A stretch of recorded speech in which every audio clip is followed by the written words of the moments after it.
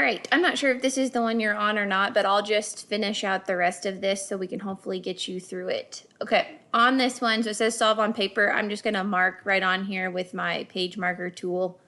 So on this one, you have to remember when you have the whole number and a fraction, this whole number is the same thing as saying 6, 6, because our whole in this situation is 6.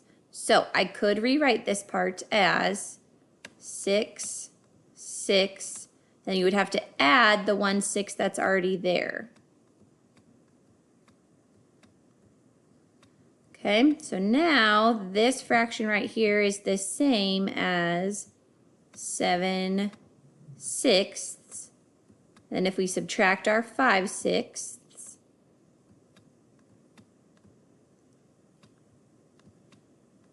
we would have 2 sixths. So then back in your boxes, you have 2 6. And then hopefully that's the one that you were stuck on. If not, let me know and I can send you a different one.